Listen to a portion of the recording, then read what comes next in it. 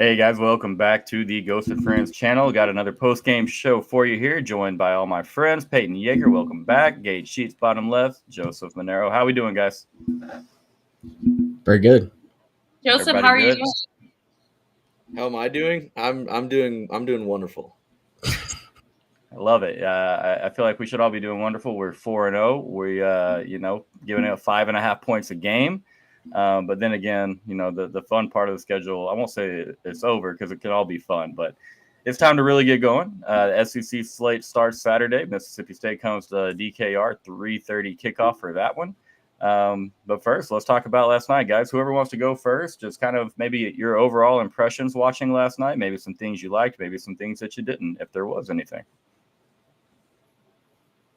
I'll go first. Overall, like, they played fine. I think there were a couple times where it was like, kind of wanted to see them play a little bit more dominant. It was cool to see like four stringers get into the end of the game, so that was pretty cool. A lot of guys that may never see the field again got to see the field, so that was pretty cool. I think my other concern was just like penalties. I think you talked about it a little bit pregame on the pregame show. False starts, that stuff. We just got to continue to clean it up. Special teams penalties too, man. Like, it seems like every single time Silas gets a good run back, it's always like a block in the back or a holding or something's calling it back. So I think special teams penalties we've kind of like lacked on a little bit. Those could kind of get cleaned up a little bit. But other than that, I mean, they went out there, they were supposed to do. Arch didn't have the greatest game, but I mean, it's kind of what you expect from a first start. So I didn't think it was too bad, just some things to clean up. So other than that, I mean, they dominated, man. They did what they were supposed to do as the number one team in the country. So it is what it is. Move on. Yeah, my player of the game was probably Blue. I missed him, and he was fantastic. So he's my player of the game for sure, 100%, no doubt. He's such a good guy too. I wasn't really nervous for Arch, but I think he did fine. I mean, he's probably more pressure on himself, and Stark is probably putting a lot of pressure, but and everything going on, I don't think he played terrible. It was funny seeing General Booty out there. That's what I was like yelling at the whole time. So That's so great. Yeah, my mom was there and she was like, "There's no way that his name is actually General Booty." And yeah, so I had to pull up the program and show like, yeah, this is a real thing. What about you, Mr. Monero? What was that? Yeah, I mean, I actually was nervous for Arch, and the only reason was because he kept sitting there taking a bunch of hits the whole game, and I was scared he was going to get hurt because he just stood there, getting shellacked, especially at the beginning. He took a couple big shots. Yep. Yeah, I mean, he played fine. It's his first start. I mean, what was it? Quinn threw an interception against ULM in his first start at Texas. So, yeah, it's how it goes as a young quarterback. I will say, I don't know if it's more of a timing issue than anything else. A lot of his deep passes were underthrown, I felt like. So that's definitely something that could improve. But I mean, overall, they looked pretty dominant. So, was it through 4 games? The Texas defense has given up 22 points. I mean, like, number one team in the country looked like the number one team in the country. So, yeah, that's the thing. I mean, you go win a game 51-3. We're trying to find some negatives in there. Which we know this team can get a little bit better in certain areas, and it's still not a knock on what they're accomplishing. They're taking care of business. Love to see the run game kind of get established yesterday, especially in that second half. Jaden had over 20 carries, over 100 yards. Obviously, 4 touchdowns will get you a player of the game status a lot of times. The guy was balling out, so it's good because with the injuries, we kind of talked about whether he should even play or not, and he played well. Didn't seem to really have any type of limp or favor anything. So good to see Jaden get his run for over 100 yards. same thing you said, Gage. Just clean up a couple of the pre-snap penalties because there's really no excuses for that. You go on some big-time college football road environments, you can see that. But ULM at home, we should have that pretty dialed in, you would think. But shout out Silas Bolden, man. Like, whenever he has a chance to get his hands on the football, like, he draws massive reactions because he's always doing something pretty dang cool. That the catch that wasn't a catch, fantastic effort. Crazy. The fact that I'm still convinced that was a catch. So I'm shocked that they changed it. So I was shocked. Being there, have any of you guys seen the replay? It looked like he had possession. The ball obviously hit the ground, but it didn't move anyway. He maintained possession throughout that. But I was watching. Yeah, and I saw the replay because I was watching on the TV. And I saw the replay, and I walked away because I was like, "They're not changing that." And then I came back, and they said he didn't catch it. So I was a little bit shocked. I mean, I guess it touched the ground and maybe moved a little bit, but I thought it was kind of crazy to change it. I didn't think that there was enough. I got you. Yeah, it definitely looked and felt like a catch, but I didn't know if that was my bias seeping through. Overall, though, I mean, yeah, they look like the number one team in the country. You look at what everybody else is doing, teams struggling with Bowling Greens of the world and other opponents. Can't complain. You go handle 51-3. The safety was really cool because we almost had it happen. I think they're on first down. And you can I'm sure was also a safety. The first one. Oh yeah. It didn't look like the ball fully got across the goal line. Not get across the goal line. It didn't look like it. It worked out in the end. Yeah, ball doesn't lie type situation, right? And so, I mean, that was a cool thing because you're winning that game by what at the time 32 points. I think it was 35-3 when that happened, and for them to ramp up the energy there. You start SEC play last week. You've already had a big and just to keep finding things to get done to kind of little team goals, little team. It just felt like it's like, hey, everybody in here wants the safety. The team wants the safety. You found a way to make it happen, but. You're not going to be perfect every week as you go through here, and you have these type of games right before you start your conference play, and we've had a lot of injury, not a ton of injuries, but we've had some injuries, getting people healthy, and obviously playing a ton of guys on the field. So, Peyton, you answered this already. Offensively, Jaden Blue, get your game ball. Where are you going defense? And then, guys, if y'all don't mind doing your offensive and defensive game balls after her. I mean, I don't know. I just love Muhammad. He's probably my favorite. I gave it to him. What did I give it? I gave it to him for Michigan. So I'm so sorry. I'm giving him another shout out. But I was watching Texas game, which we can get to the OU game in a second. But I was watching the Texas game on my laptop and then the OU game on my TV. And I would mute while we were on defense. Obviously, I wanted to have sound for Arch, etc. But for defense, I would mute it. I'm like, when is the last time I had this much trust in them? I can't tell you. So I love them all. I think they're great. And I would say the play of the game for them is the safety for sure. Definitely cool. 100%. There was 6 of them. And I just can tell they're an absolute unit up there. So the trust that we have in them, I think, is something that we just cannot take for granted right now. Even waking up this morning, I was like, this is an absolute luxury. We're number one. And then the other 2 foes are struggling. But yeah, that would be mine. Well, shout out Occupy Left Field. I think he tweeted this morning and said, coffee tastes better, cinnamon rolls are sweeter. Kids cartoons are a little bit funnier, and it's so funny how accurate that is. The little things that might bother you throughout your day, or that you might not get as excited about. Catch myself. We're the number one team in the country. I don't care about much right now. How about you, gentlemen, with your game balls? Go ahead, Joseph. Yeah, I'll go. Michael Taft's still my favorite player on the team, but for defense, I'm going to have to go with Leona Lafau. Let's go. He had seven tackles, 2 tackles for loss of sack. He just dominated. I'm a big fan of him. And then, of course, on offense, hard not to go Blue here. 100 yards or over 100 yards in his first game back. Looked like he hadn't missed a step. So love seeing him on the field again. Absolutely. Brother Gage. So for defense, I'll just go ahead and give it to Ant. because he should have had a touchdown, and He should have.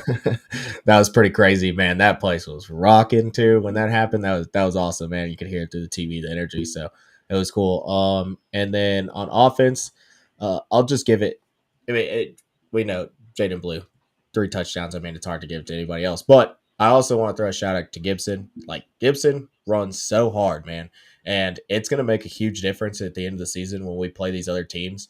And you've got a guy that can switch it up, right? Like, because Jaden is extremely fast and like way really fast. But then you take it out and you're going to be able to have somebody that can also run up the middle and run you over. And it's something that I think we we're all kind of concerned with going into the season. And he's slowly starting to kind of prove that he can be that guy that you can hand the ball off and break some tackles and be really physical and someone that they don't want to tackle, especially as they're tired later in games.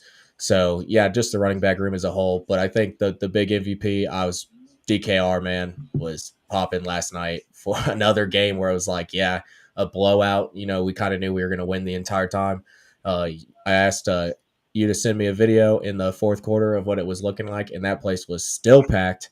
Yep. And it was loud, man. And like the environment's just something that I you know, it hasn't been like this in a long time. And definitely the stadium, I mean, we're going to need it here in a couple weeks too, when Georgia comes. So just a huge MVP shout out to DKR and how awesome the environment was last night. You could feel the energy through the TV, which is saying something, because sometimes the last few years we've been there and I couldn't feel any energy while I'm at the game.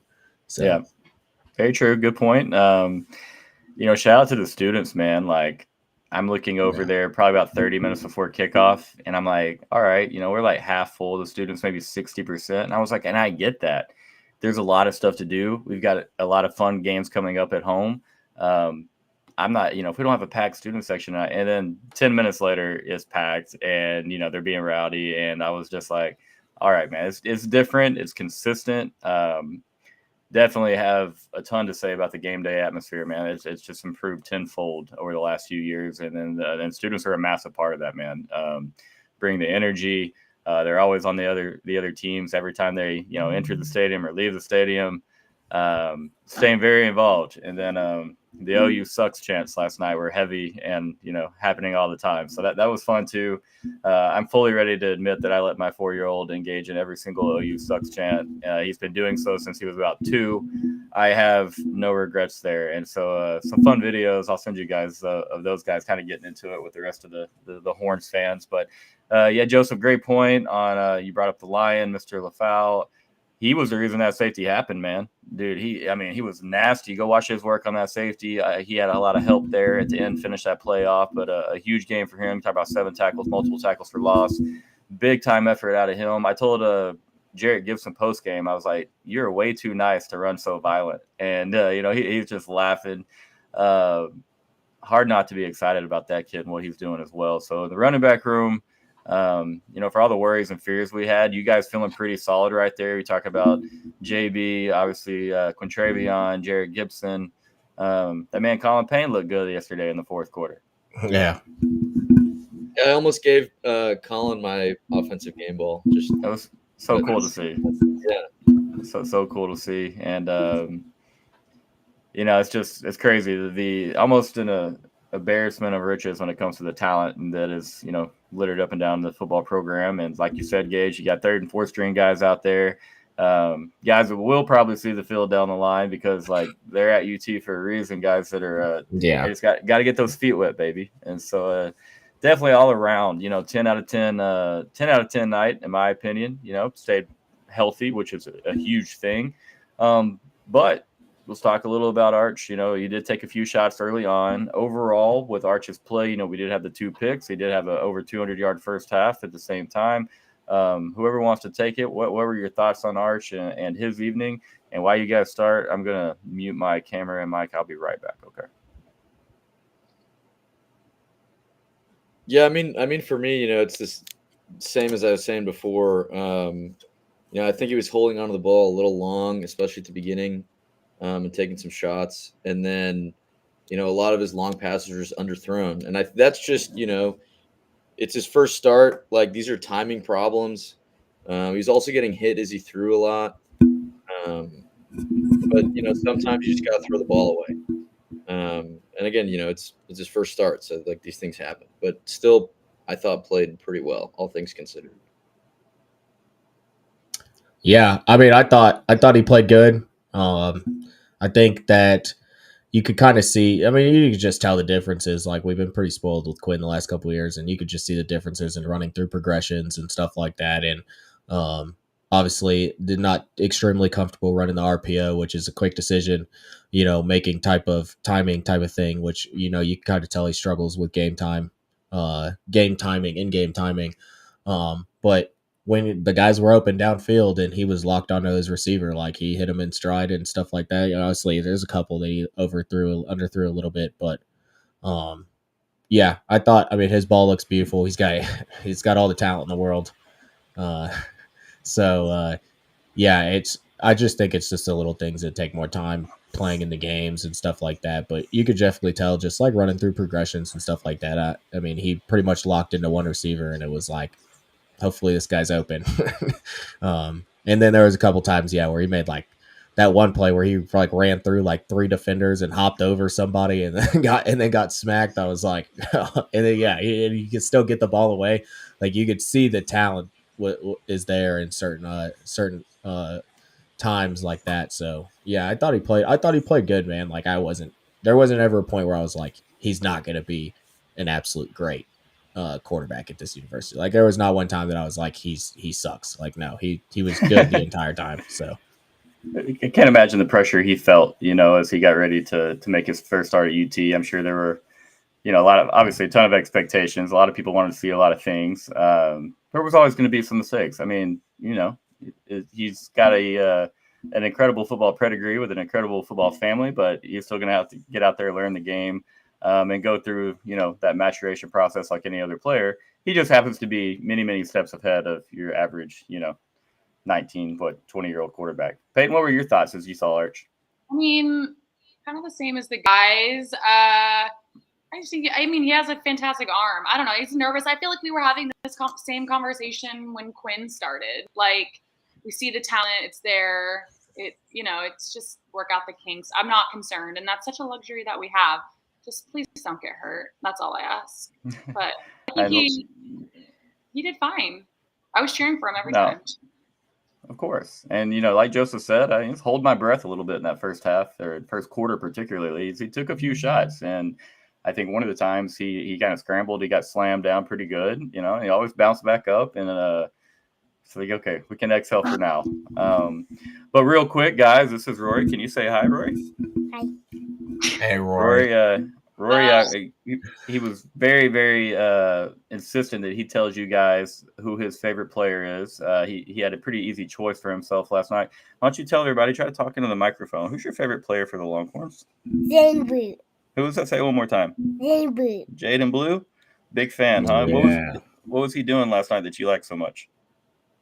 I don't know. Catching the ball every time. And then one more question for you, buddy. What's the next Longhorn game you want to go to? 5 minutes ago, it was Longhorns versus Aggies. Is that the one? You want to go to that one? Yeah, you excited about that one? Yeah. Well, all right, buddy. Thanks for telling everybody, okay? I'll let you go back to playing and having fun. Is that cool? You say bye? Bye. So hook 'em horns? Bye, buddy. He got the horns way down here. Yeah, he's like, he was wanting to do that, and I was like, you can come on anytime, absolutely. And then he got a little shy when I went over there to get him, but all morning it was just like he's talking about Jaden Blue. He's playing games, like a football game on a phone, and he's like, I'm Jaden Blue. I'm the best player for the Longhorns. I'm good at catching the ball, and so definitely a good time to see all that. But yes. On Arch, there's going to be mistakes. There was going to be, a moment or two where it's just like, what was that? We've seen Quinn throw some pretty boneheaded interceptions at Texas. We even saw one last week against UTSA. And so to act like he was never going to be a part of that, just as Hookem says right here, all part of the process. I guarantee you, as we kind of talked about before the show, Arch probably pretty hard on himself and probably, took that as a good learning experience, and I bet he's probably watched that film 2, 3, 4, 5 times already. Knowing Coach Sark, and then of course the Manning family. But let's see here. Yeah, another fun fact there, also true. They both threw picks. Absolutely, we talked about that. I think Joseph mentioned it. Quinn's pick against ULM was not great. Let's say that, and we definitely struggled a lot in that game. Didn't look very good, particularly in that first half of the ULM game. So at the end of the day, though, we're 4-0. Feeling good about SEC play, I believe. Everybody is 36-point favorite over Mississippi State coming into town next weekend. But let's talk about the Oklahoma Sooners, the Tennessee Vols. I didn't get to watch much of that when I tried to go back and watch the extended highlights. It kind of played out the way that I thought it would play out. I just really thought Oklahoma would find a way to get some type of score in the first half.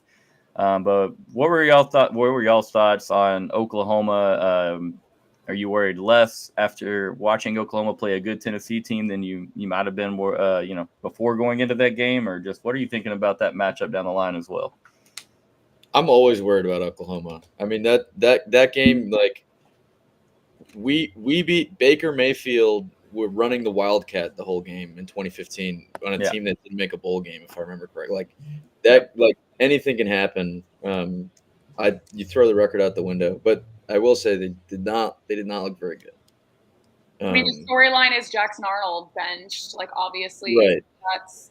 And again, okay, yeah, I'm not. I will worry no matter what that week, so that can be out of the way. So I'm just relishing in this moment right now because Sooners are saying like he's a prodigy, and then he's benched, and then I was watching the game. It was just like awkward. They finally scored a touchdown. And instead of like panning to the audience, like cheering, they panned to Jackson Arnold with just like, oh, this is when Jackson Arnold was like on the sideline and this other guy was, and they just panned to Jackson Arnold looking like defeated that his team scored. And I was like, let me just enjoy this moment really quick. I'm still gonna be nervous no matter what. Yeah, this is the guy they ran Dylan Gabriel out of town to start. Like, this is what we're doing. Just a lot of questions here. I mean, it's like Spencer Rattler all over again. Yeah, great example. Yeah, I enjoyed it. That was, and I was texting you. I was like, bro, this is like horrendously, like watching it live. Like there was a couple times where I was in shock on how horrendously bad Jackson Arnold was. There's a couple times where he like just threw the ball like 3 yards behind the line of scrimmage, like he was trying to dump it off, and it was like, bro, they get a strip sack on that because the Oklahoma defense played great. They did, and that's why I am still worried about Oklahoma because their defense flying around, man. They were making plays. Eventually, there's only so much you can do when your quarterback just turns the ball over every 5 seconds. And we talked about it, like what was the one key to Oklahoma covering was like, yeah, we think they can cover because their defense is good enough, and they still almost did. But it's Jackson Arnold. Like, don't turn the ball over. Like, it's that simple. Like, that's all you have to do is not turn the ball over, and it should be a decently close game. And he just like complete train wreck. But they get the strip sack, and I'm like, okay, this defense is really forcing Tennessee into a tough spot, and they have the ball at the 5-yard line, and the next play he fumbles, and it's just like. You just grab your head like, wow, that's unbelievable. Then they get another turnover later in the game. Next play, he throws the ball behind the line of scrimmage, and Tennessee gets the ball back. And it's just like, I was almost at one point, I was like, man, if I was on that defense, it'd be tough for me to do because it's just like, bro, you're doing everything you can to keep your team in the game, and this dude is just literally throwing it away. So it's tough for Jackson, man. I feel for him because that OU crowd is extremely tough. I know how tough we are, and for some reason, I think that the OU crowd is a little bit tougher. They're also soft, so they're quick to fire shots and then block you on Twitter. So I feel really, really bad for Jackson Arnold, man. I know the type of athletic talent he has, but that was an absolute train wreck last night. Like, yeah, you feel for the kid. Yeah, he's Oklahoma's Garrett Gilbert, man. I said it on Twitter. He's Oklahoma's Garrett Gilbert, and it's not good for them. It's not good for him. But even the backup quarterback, like, he didn't look too great, but I mean, at least he wasn't throwing the ball into the other team's hands every 5 seconds. I'm just and waiting that for kind of what Casey got him back in the Thompson to go game. What was that? I said I'm just waiting for Casey Thompson to go in the game. That's how you know they threw in the towel. But it's like even case like it's like if they just don't turn the ball over. Like you literally just don't turn even some of those field goals, they at least cover. Like it's a close game. But it's just the turnovers were just they were backbreaking, and it was like eventually the OU defense was on the field so much they just couldn't. There's a couple long shots that they just gave up. Like it's tough, man, because overall, like it's not a bad football team, but when you have crippling quarterback play, yeah, I'm still worried. Definitely, their defense impressed me last night. The defense is good enough. Quarterback is, I don't know his name, number 9. Hello, sir, welcome. But like he's from Dallas, is what I saw. I mean, that Tennessee defense was flying, and those guys were tired. They were exhausted. Yeah. Like, they were, you could tell at the very end, it was getting kind of close. I was like, okay, they back in this.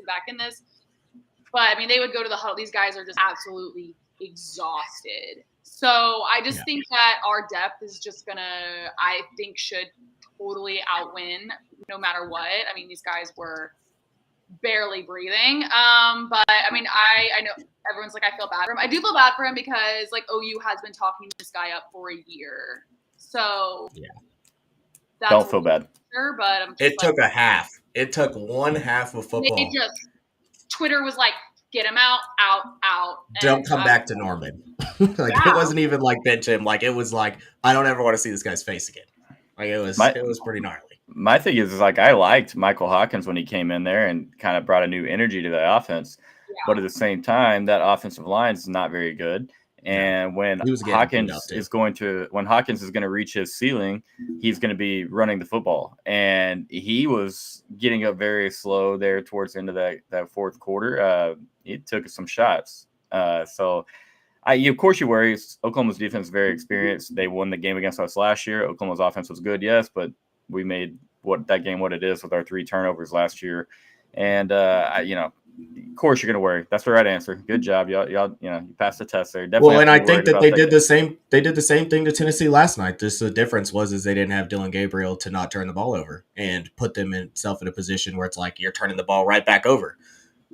So yeah, I mean, if we can turn them back over in last year at the pace that Tennessee did, we would have been fine. But their defense played Tennessee just as good as I thought that they played us last year. So, I mean, the big thing is turnovers, right? Don't turn the ball over. So it was a really weird game, though, too. I went back and watched most of it because obviously I was at the game, so I couldn't see it live. But it was a really weird game because, like, Tennessee, like, only won by 10, but it really felt like, I don't know, it was just weird play calling. They ran the ball a lot when they weren't really having a lot of success, but every time they threw, they'd do fine. Then they would just not throw again. Yeah. Now, if they wanted to win that game by 30 plus, they probably could have. If you look at they only scored, they only scored like once in the second half, I think, right? Or I don't know. It was just it was weird. But yeah, they definitely could have won by a lot more than 10. Yeah, I mean, obviously, that fourth quarter makes that game look a lot closer than it was. The stats through 3 quarters show a beat down, and but at the same time, Oklahoma, the defense is good, but you can't just spend the entire game on the field. And so, you don't turn the ball over against Oklahoma. Our defense is going to have enough success against that offense to where we win that game. Just you can't give up the easy points, but it's funny to me on that power. It was kind of like that. Power toss quarterback power that they ran after the strip sack of Nico, and like if he pitches the ball, I don't know if he pitches the ball out to the right, to the field side, there's all this room over there, and he fakes a sweep, which is just probably by design. But if he makes the toss to run the sweep, like Buddy probably scores. Yeah. And instead we fake it, run power, fumble the football on 1st and goal. That's the pivotal part of the game where that one changes, because you're not going to have a ton of opportunities to go get in the end zone against a good Tennessee defense. So they blew it right there, in my opinion. I was surprised to see that highlight. I had no idea he fumbled on the goal line. So Jackson Arnold, Michael Hawkins, whoever it is, the offensive line's not good enough. The wide receiver room's not healthy enough. They're still going to have struggles, but at the end of the day, anything goes. Joseph mentioned Gerard Hurd and Deontay Foreman beating Baker Mayfield. I think, what did we throw the ball? We threw the ball under 10 times in that game, like under 10 pass attempts. That was a ridiculous game. I Yeah. think that OU team won the Big 12 and went to the playoff. Like, Yeah. Baker, I mean, I was in you college. Hey. But you throw the record out in the Cotton Bowl, like every time. Even 22 going into it, obviously it turned out very well for us. But even 22, like everyone was pretty confident going in, just given the situation. I was still very nervous going into that game. And then I remember when Oklahoma had, I think we had scored, and then it was Oklahoma's first. I don't remember if we scored or not, but it was Oklahoma's first possession, and they have that like fake field goal or fake punt, and they get the first down, and they're on like the 20, and I'm like, oh, here we go again. Like, we won 49-0. So, but you just never know. To me, that was like they know they're going to have to get deep in that bag just to kind of hang around. So when they were running tight end wildcat and faking field goals in the first half, which I was infuriating that we still let them convert that. They did convert one, right? They did convert. Yeah, it was their first drive, and they got they converted. 20, but they went for it on fourth. That's what it was. Instead of kicking, which is why we were able to shut them out. Because that was kind of the only time that game that they really had a chance to score, if I remember correctly. And then they had that weird pop pass that we intercepted. Yeah, that's true. That was down around there. I think they got inside the 30 maybe twice. But yeah, it's really cool we did hold them out. Quentin says Jackson will be Michigan's next quarterback. That is not going to be a thing. Michigan can do 10x better than Jackson Arnold at quarterback. Yeah. And if he were ever the quarterback in Michigan football, I feel like a lot of Wolverine fans would whatever things they subscribe to, pay for, yada, yada, they'd probably quit donating to NIL. That man is awful at the moment, okay? That guy is bad. It was bad. And there's no way to sugarcoat that. If Jackson is I'm hating on Sooners and we have Sooners here. Dante went through hell on Twitter last night. Can't feel real for him. Poor Dante. I saw it a little bit, yeah. Don't make jokes at sensitive times with over-the-top sensitive fans, And I say I don't mean just Sooners. We all have them: Aggies, Longhorns, Sooners, Bears, whatever. They're all out there. Bad timing, Dante, but I still love you, and I think you're hilarious. And God, no, you cannot have Arch Manning. You can't even have Trey Owens. Like, you don't get any of our quarterbacks for Jackson Arnold. Trey Owens would start over Jackson Arnold right now at Oklahoma. Yes. Like a case of Gatorade, I'm probably still not making the trade. Sorry. You keep Jackson over there. And that's the thing. I'm not even writing him off, but it seems most of your fan base has, and a few of your coaches have. And I mean, I have no idea what happens for Jackson, but y'all got to get that man some help on the offensive line. And I am saying that, I mean this genuinely. I do hope you get healthy at wide receiver. I would like to beat a healthy Oklahoma team. I don't want to see all the excuses and whatnot. Figure everything out health-wise, and let's do that dance. But I don't know. That's a tough situation over there. Don't have a lot of empathy for it, but we'll see what happens. Can't rule you guys out, though, in the Red River. I mean, that you can't say it. Feel good, obviously, but that game is the best rivalry in college football for a reason. Those games are tight.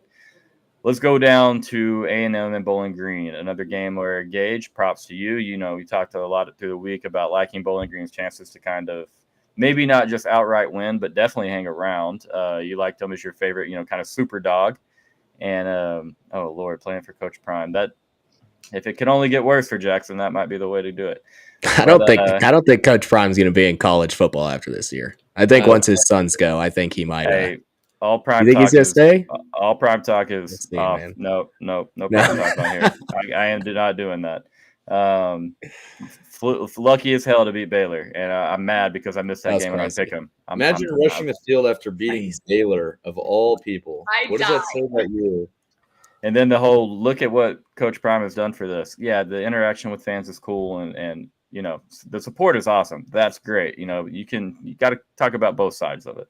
But all right, I'm not doing this. I'm not doing Prime stuff. I would need 4 hours to sit down and go through my thoughts on it because thoughts on both sides. But now, Gage, dang it, where were we? Where were talking we about Bowling Green. Bowling Green.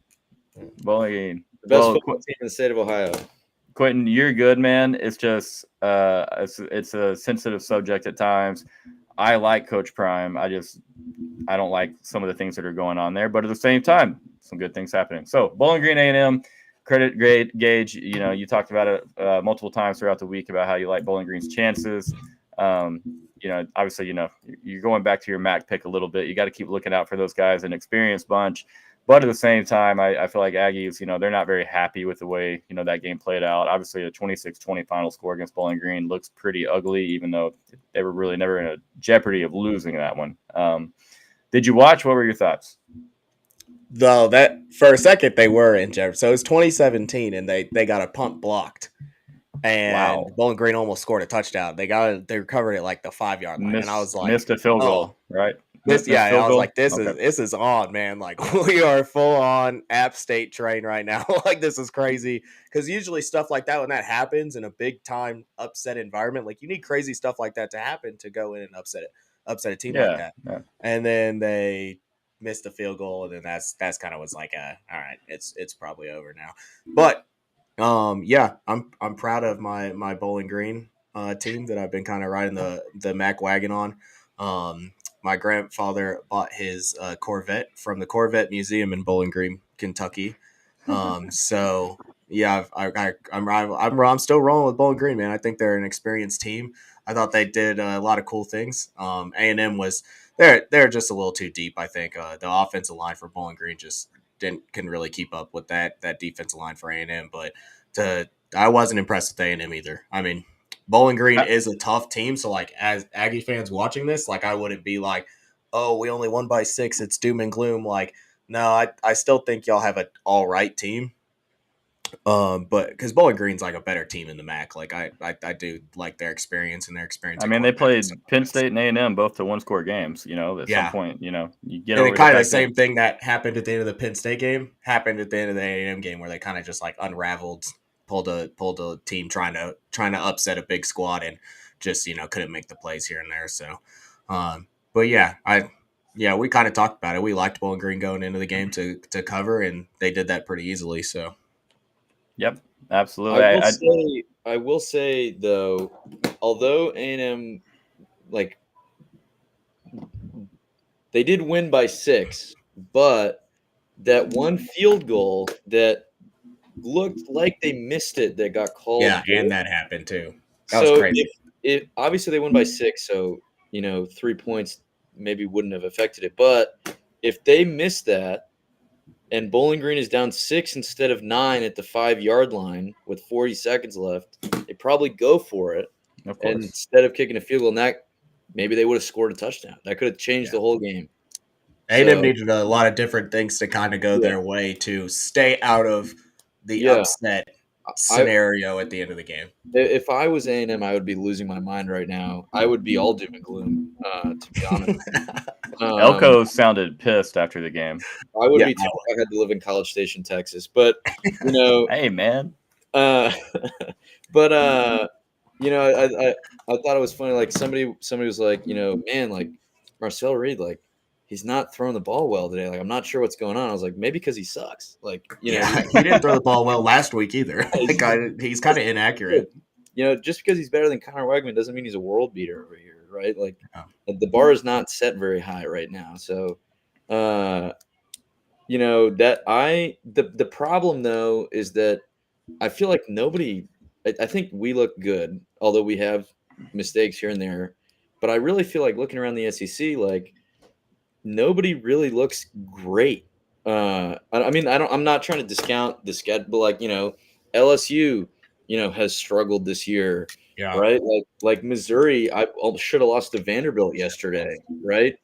And it's not like Vanderbilt, Vanderbilt beat Virginia Tech, and then they lost the next week to a group of 5 team. So it's not like they're having some crazy year either. Like Georgia State, man. Yeah. I mean, Alabama struggled. They've won, but they struggled with South Florida again. You know, so like if you're A&M and you're looking at your schedule, you're like, yeah, we don't look great, but like neither does anybody else. So they still could probably win a bunch of games. Yeah, I was looking at their schedule last night in bed. I was like, dude, I don't want to say they could still like be looking pretty good going to the Texas game, but like they could lose a lot of these games, but they can also win a lot. Like there's not a lot of games on their schedule where I'm like, oh, definitely they're not winning that game. I mean, a lot of games Arkansas, like Mississippi State, South Carolina, Auburn, even like their two tough games other than us, LSU and Missouri, neither of those teams look good either. And they get Like, Missouri at home. Right. I'm So I don't think there's a game that you write off on their schedules. Like that's a loss. Like Yeah. I'm sticking with 9-3 for them. I really believe that because of the I schedule agree. and nobody else. LSU defensively not very good. Offensive line terrible outside of the tackles. A&M has a good defense. Like they are going to have a good defense. Elko can coach up a defense if they can stay healthy. That defensive line is easily top 10 in the country. Like it's a really good defensive line. And yeah, South Carolina. Like I mean, obviously a game they can win. LSU, who is there? Missouri beat Vanderbilt and Boston College by a combined 13 points over the last 2 weeks at home. And that's the And thing. Really pulling for my guy Diego Pavia there, man. Like I was too. I love him. Dang, But bro. my thing with Missouri has always been like I never thought I don't think they are the 7th best team in the country. The problem is that their schedule is set up for them they could go undefeated and not be very good. Because their toughest game is Bama, which I want to say they get at home, and who knows how good they are. They dropped to 11th in the new AP poll from what I saw, which I felt like was a better ranking. But I mean, yeah, I'm not big on Missouri, and they've been starting to run their mouth a little bit about us the last week. So who was it that said they would? That was just one guy, man. You can't do that. It's one true guy. Tigers account. I don't care. Y'all I said something bad. Taking Twitter seriously out here. Now I'm after all of you. One guy said bad thing. Maggie's nails. Love you, Maggie. And most Tigers I've encountered are pretty good. But true Tigers, I'm going to say this. He's got Texas on his mind often, and it's hilarious as they almost lost that game. Yeah, great point, Sebastian. Apparently, the coaches poll was pretty impressed with that 6-point victory at home over Bowling Green as the Aggies flew up a spot. But at the same time, man, nobody looks great. Like you said, Missouri might win 10 or 11 games. I still don't know if that'd make them a top 7 or 8 football team, like you guys are saying. That making the original point, A&M's playing. They make fun of our schedule. Yeah, I think their schedule's easier. Like I really do. We are the best team that they will see. We get them, Oklahoma. They got Arkansas next week, and they'll probably sweat it out and win by 7 or something. But they always to Arkansas. Yeah, well, lost once. The game's always weird. It's here in Dallas. It's just weird. So, is this the last year it's at Jerry World? And then it is the last year. Talk about an abomination of a game. That game never neutral. They tried to make it. They tried to make it such a big rivalry, and it just never worked. Well, it was both of those teams' biggest rival. It just doesn't. Yeah, they only did it because they wanted to try to take away some of that spotlight from Texas OU up there, but then also they wanted that recruiting imprint in the Metroplex. And I mean, that game stinks. I don't know if y'all have ever been to it, but the crowd, I mean, the fans that are there are into it, but it's never full. And Arkansas always loses, which sucks because I definitely get tired of watching A&M fluke their way to wins over those guys. I have no idea how Red River shootout. Oh my gosh, that's golden, brother. Sebastian, that's 10 out of 10 right there. Yeah, I heard Sebastian's brother's really cool, actually. I've heard that. Looking to meet the guy, but I'll make my opinion on him. But no, appreciate you being here, Sebastian. Means a lot. Obviously, you guys are close, so that's fun. Quentin, the playoffs are going to be brutal. Yeah, I'm going to tell you right now, those low-seeded teams, they might be in for it. But at the same time, I mean, Ohio State hasn't looked crazy impressive so far. I'm sure they'll ratchet it up as conference play comes along. Obviously, Oregon's had struggles. Alabama's struggling with South Florida. Georgia's struggling with Kentucky. Michigan may be a playoff team again, though. Dude, Michigan changed a lot of things. Yeah, they were so physical. It was crazy. Really, but it's still watching the extended highlights on that one. I'll go back and watch the full game. It felt like it was a borderline miracle that Michigan won. Well, I was cheering. They shouldn't just be able to run the ball up the middle the whole game and still win. But somehow, I mean, break a couple big ones was all it took. I love the 4th and 2 play call on the goal line, and they were like, we've got Orji, who's a guy that can run the football. You're probably going to be a little bit worried about him being involved. Let's just pound it right here. The quick hitter, left tackle, and Mullings is a dog. And so, they ran that little counter, and all of USC's linebackers went took a step that way and fell for it, and it just opened it up just enough for Mullins to sneak in there. So that was an awesome play, man. I couldn't believe it. I was like, man, there's no way they're gonna be able to run the ball again, and USC's not like that. They're not gonna throw the ball, and for some reason, that one little Well, that's counter the step, thing. You got to make that boom, got commitment him. because on a 4th and 2 like that, you don't have time to kind of sit back, read, and react against an offense that's as physical as Michigan's, and that's what's bad. Great point, Quentin. 37 yards passing, and if you're Lincoln Riley, you let them get out of there with a win. Like, come on, bub. That's rough. Now the pick six, Will Johnson's pick six was it was beautiful. Yeah. That's a huge part of the game. Obviously, those are the type of plays kind of similar to Texas OU last year. No, we didn't have a pick six, but we turned the ball over inside the 25 on the first play of the game. We also get down on inside of the 10-yard line twice and don't score. And so, one was 15, I think, when we went through the pick and got deflected and picked off. Shout out to Miller Moss though, because he was taking his lumps and he made some passes. Just because he was your Heisman sleeper. Just because he was your Heisman sleeper. You went all. I'll post screenshots. Dude was the reason they lost the game. Miller Moss, yes, but he was getting beat up, man. Like there was a point at halftime where he got hit. I mean, he was getting smacked every single time he was on the ground, every single time, and after the second half, they had that first drive where they threw the ball like 6 times and they scored a touchdown. And then they were started sort of able to run the ball after that. And Miller, he made some throws and he still stood in that pocket and made throws.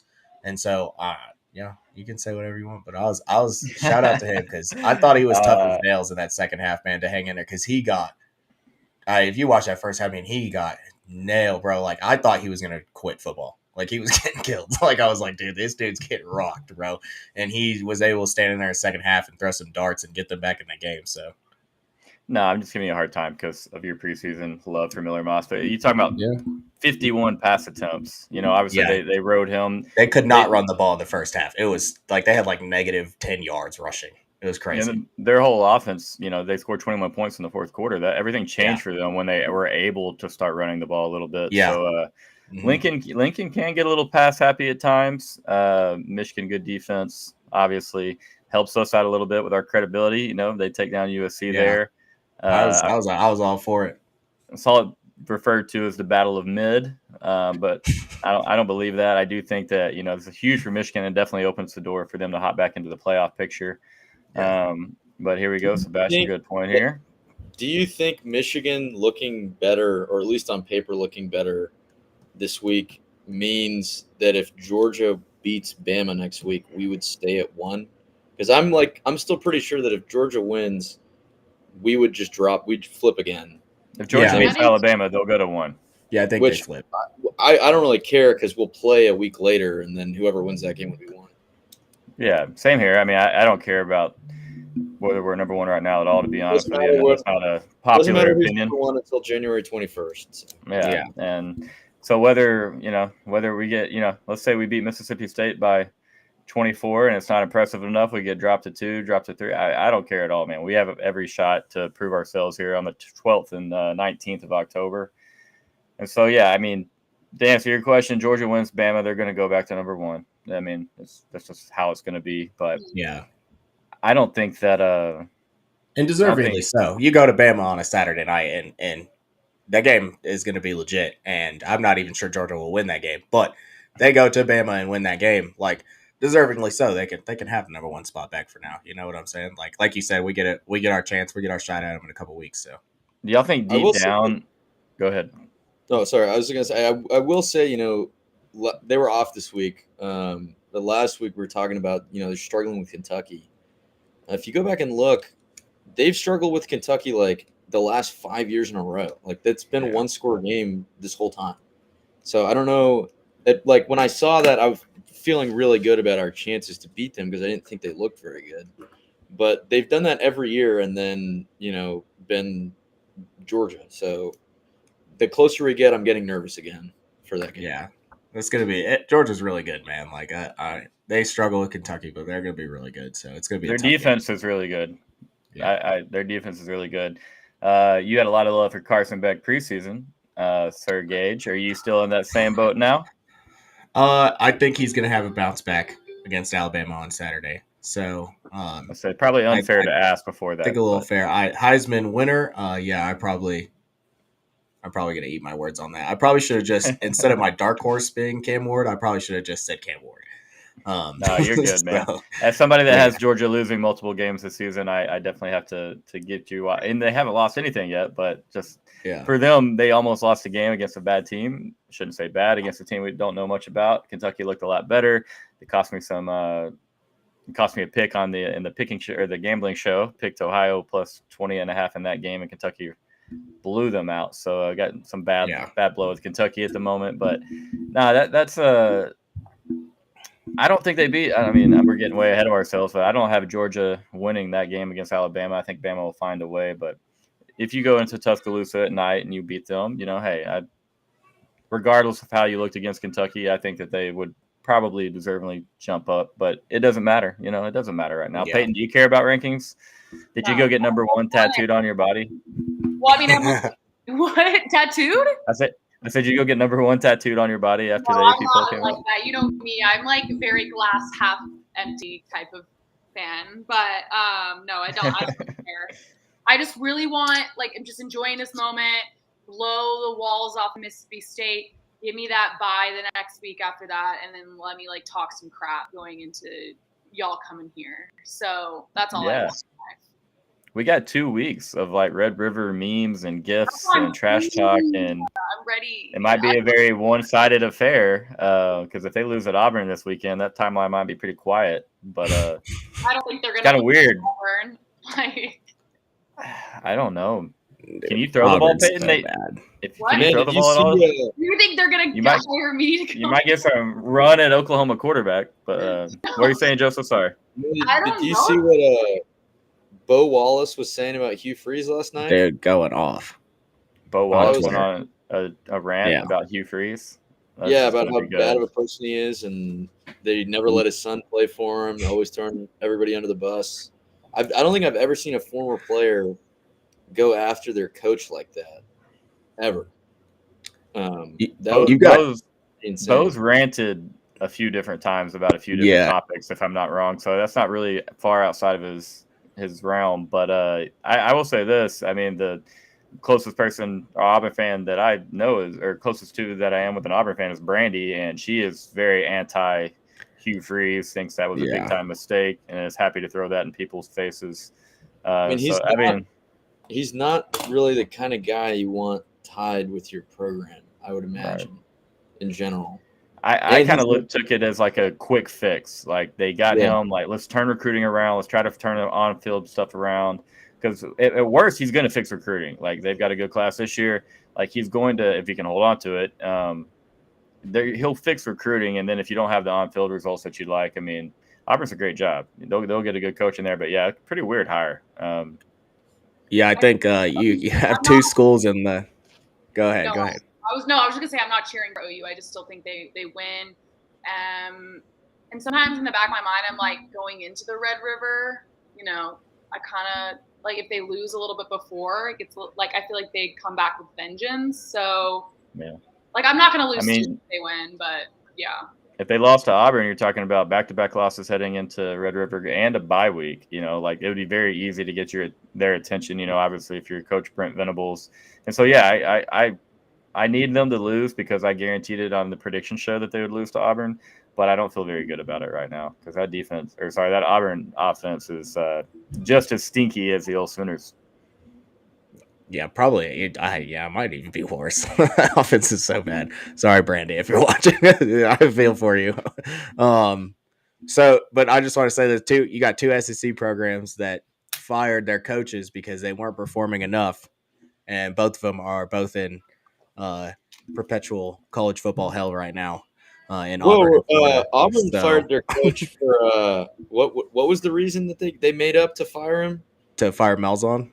No, Harsin. It was. And then Briar Harsin too. Yeah. The staffer thing was that? Yeah, was that made up. Made up. Yeah. College football's a crazy racket, man. It is. Welcome to the SEC. Yeah. Right. I mean, it sucks. It had to be really hard for Auburn to just sit back and watch Alabama just win everything for a decade, or in a little more. Yeah.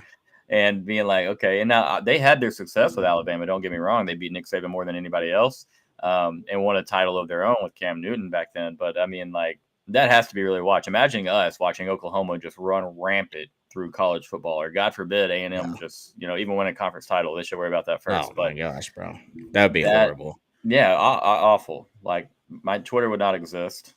Fortunately, it will never happen, so it's okay. Yeah, I know. It's gonna take a lot for A&M to win a conference championship. So, well, hey, don't write him off of that schedule. I know you're not a big Marcel guy. I still think he fits what Klein wants to do a lot better than what Wigman. I'm not a big Klein guy. I think that's the problem. What Klein wants to do. I One more don't know time. if Klein does what Klein wants. I mean, I don't know. It just seems very boring. Whatever they're, I don't know if it's just that the players don't fit his style yet, or what. Square But pegs in a round hole. yeah, it seems calling very differently than he did at K-State. It feels like. Well, that's with Wigman, man. Like at K-State, you talking about having Martinez and Howard, and there was one before him. I mean, like he uses his quarterback's legs in the ground game. There's a lot of designed runs and whatnot. And the offense they ran against Notre Dame was nothing what they were doing at K-State with him. Yeah. And so that's why I think Marcel Reed or even Jalen Henderson might fit the offense better. I'm not saying that they might be as productive, but obviously Reed had a good game against Florida. A lot of players have had really good games against Florida. I think I would have a really good game against Florida.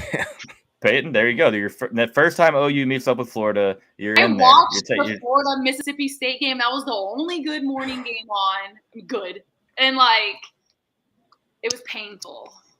Yeah, East Mississippi State, right? Because I just wanted to drink some mimosas and watch some football, and then we get there, and that's the only game on. I'm like, well, I guess I'll do some scouting for next weekend, and then I was bored. So it was watching that. But yeah, I'll be honest. We had volleyball yesterday morning, and we're at the volleyball center watching. You're getting ready for games, and I had 30 or 40 minutes that I could had stood in the lobby, and they had the Florida Mississippi State game on, and that I could kind of hung out and watched. And I watched 2 plays. I was like, nah, I'm not doing this shit. Get me out of here. It was ugly, undisciplined.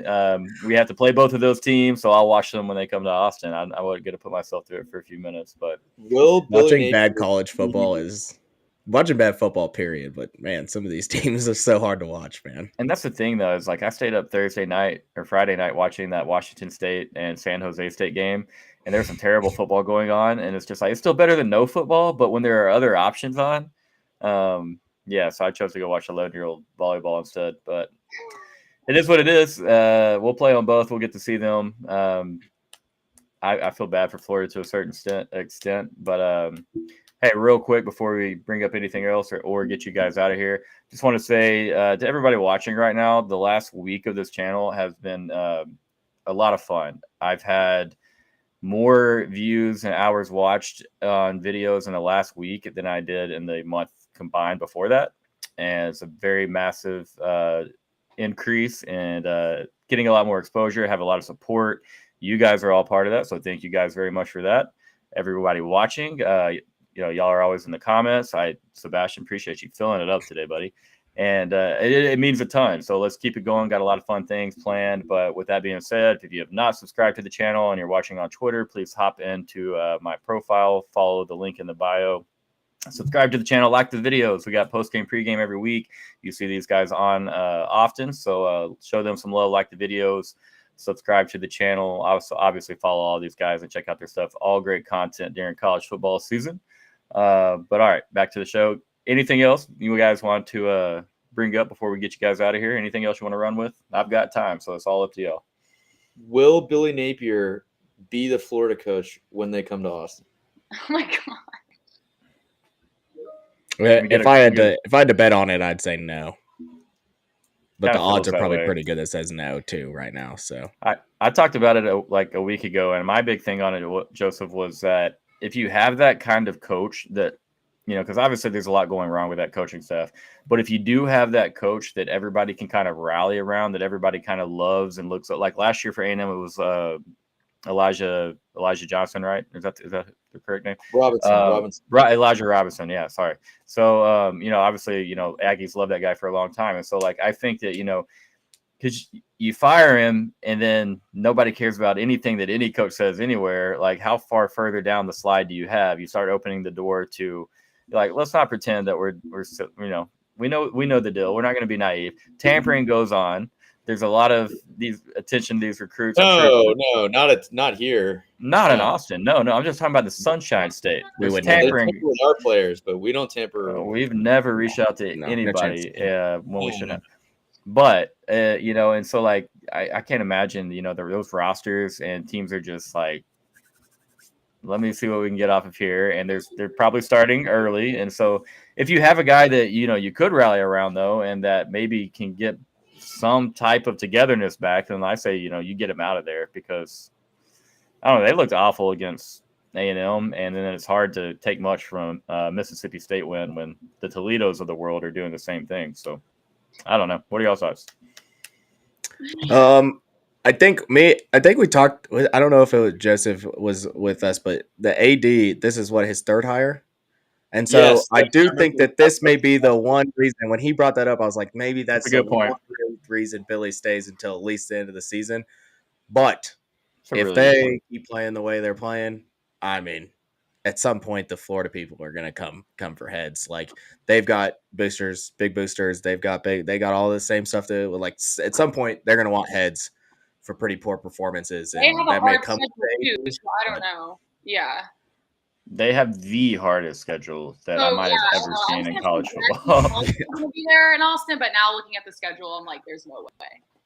That's too the SEC were like, the SEC schedule makers were like, they're going to be terrible anyway. Let's just give them this ridiculous schedule. Brother Matt I enjoys pain. That's what I've just learned about our brother Matt. But at the I same can't believe- time, I can't believe they beat Cal yesterday, to be honest with you. Hey, I yeah. was really disappointed. my only I thing was so much. that's the second trip in 3 weeks for Cal to down to the Southeast. So they went against Auburn, and we probably maybe put Cal a little bit too high on the pedestal because they beat an awful Auburn team. Those guys stink. But yeah, I definitely at the same time expected Cal to win that one. Hard to put any type Does of trust Auburn in. play Mississippi State this year? God, I hope not. We might see another 3-2 game.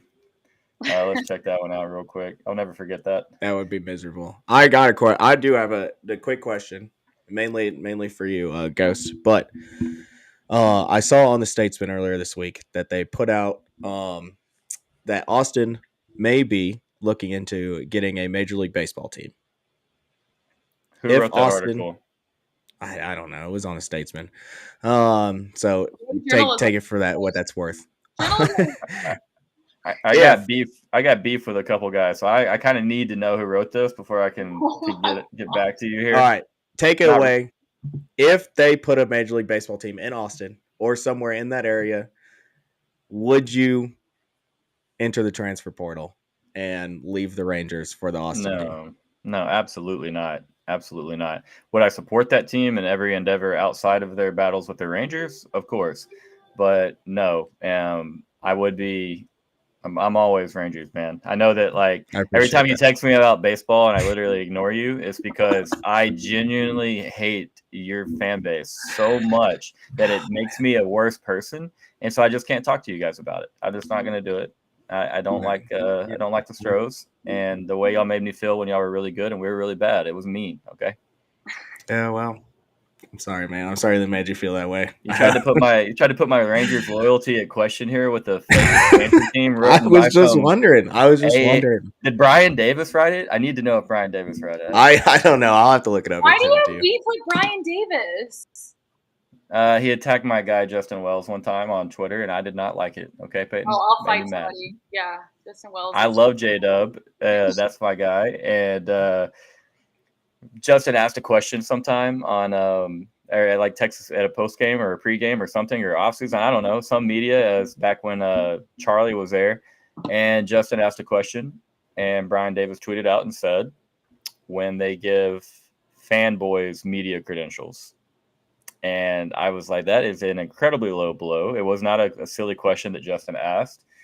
And so I had a comment to Brian. It took off pretty big, and he probably has no clue who I am. And my beef was like, this is like 10 years old, so it's not real. I'm just being dramatic as always. So send me the article, Gage. I'll play along and read the article.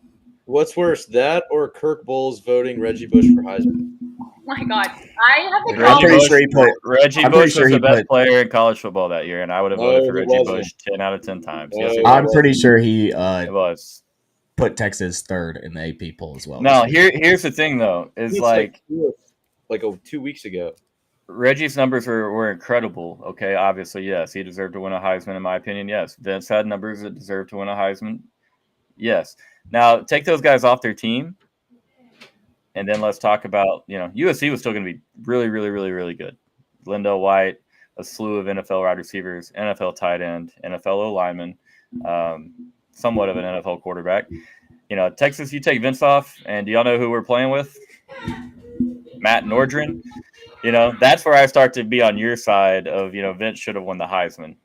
Well, Now USC, like in the biggest stage, they played against each other. And Vince well, no, but you're not. But that vote doesn't go down before the game. I know, or after they go. It goes before. No, but to my point, Reggie Bush, Vince has the greatest collegiate performance ever, and Reggie Bush notoriously has a bonehead fumble that they then lose the game by 1 touchdown. So I would just say that speaks to who the best player in college football was. Sorry, no, making your point, I will agree with you there. When asked the question, I was just like, would I have done what Bowles did in that situation, which we only had the regular season? Yes, I would have voted for Reggie. But of course, if you vote post game and you vote for Reggie Bush over Vince Young, then you have issues in your head that you need to have checked out and soon. Because but doing what Kirk did, I would have made that same choice at the time. And I cannot believe I'm saying that because it's literally the first time I probably agreed with that man on anything.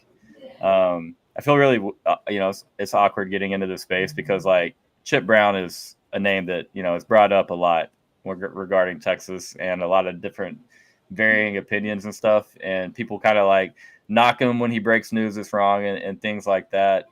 And, so one day, he follows me and I'm like, oh, that's really weird. Like I posted tweets saying like Chip is crazy. He doesn't know anything he's talking about. So I like went and found all the tweets. Like I searched his name and my handle. And like, I was like, okay, wait, they're not that bad, but I'm still going to delete them all just in case. It's like, this is weird to me that, forget how big of a space Twitter is and how many eyes can see a tweet or something like that really, really quickly. But I don't know. No real beef with Brian Davis. So if he by chance ever does see this, just go apologize to J-Dub. He probably has. We can move on. Okay. Can I go watch my Cowboys lose now or no? Like y'all are playing? Oh man, I don't even want to talk I about thought y'all right canceled the season Cowboys are after. still- no, goodbye. I can't say anything right now because Peyton, I have one He's still question and I'll let today. you go, Peyton. Last week, you did have to cancel because birthday weekend, you want I to was celebrate, drinking. go watch the boys. I know I'm not mad, but was there a part of you that was watching that Cowboys game and you're like, shit, I should have been on that show instead? I'm sure y'all did just fine without me, but yes, it was sad. Well, no, I'm not talking about it. I didn't expect that Saints game to go the way that it did. It is kind of funny because I was kind of thinking along the same lines because the Texans were playing at the time and I've been super excited, about the Texans for the first time. And I'm like, okay, I'm going to be on this podcast while the Texans are playing. And then I thought about it and I was like, you know what? No, I'm not going to say anything because then the Texans are going to get blown out and I'm going to be mad. And they got blown out anyways. So look at that. Should have been a Lions fan, buddy. Man. No, okay, yeah, no more transfer portals in sports for me. That's over. That was awkward. Still feel weird looking at it all. But, all right, sorry we ran a little bit late, guys. Thank you all for being here once again. Appreciate all the love in the chat, love with the channel, Twitter. Follow these guys; they're all over Texas Twitter all the time. Yeah, we'll all be back. So I appreciate you guys for tuning in and being part of the team. Whoever whoever's watching out there, that if you don't believe in this Texas side, it's time because the ceiling is very, very high. And we're the number one team in the country. DKR is insane. Get your butts up there, support the team. It's a blast. 10 out of 10 game day environment right now for Texas. That's all I've got, guys. Anybody else have anything else? Good.